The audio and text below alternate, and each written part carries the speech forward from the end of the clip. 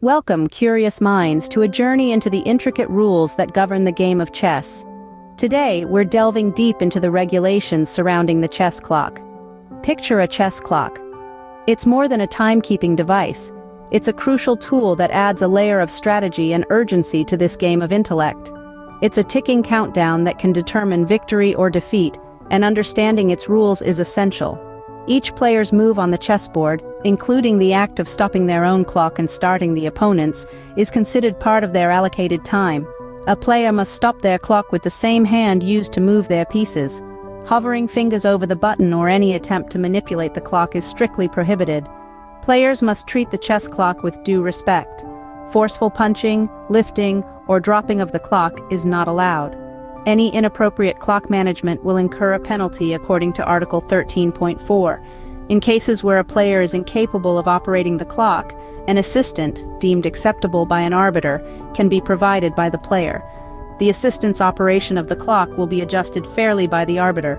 The flag on a clock is considered to have fallen when an arbiter observes the fact, or when either player has validly claimed the same, except when one of the articles, 5.1, A, 5.1, B, 5.2, A, 5.2, B, or 5.2. C applies. A player will lose the game if they fail to complete a set number of moves within the allocated time. However, if the opponent cannot checkmate the player's king by any possible series of legal moves, the game is drawn. In the absence of any clear fault, every indication given by the clocks is considered decisive.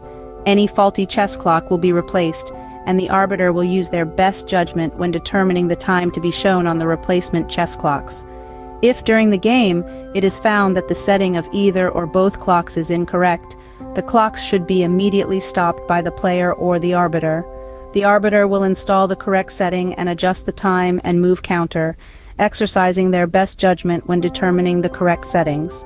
If both flags have fallen and it is impossible to establish which fell first, the game continues if this happens in any period of the game other than the last. Otherwise, the game is drawn if this happens in the period of the game in which all remaining moves must be completed. If a game needs to be interrupted, the arbiter should stop the clocks. A player can only stop the clocks to seek the arbiter's assistance, for example, when a promotion has taken place and the required piece is not available. The arbiter will decide when the game is to be restarted in any situation. Understanding these rules can help players navigate the complexities of time management in chess, turning the ticking clock from a source of pressure into a strategic ally. So go forth and let the clock be your companion in this timeless game.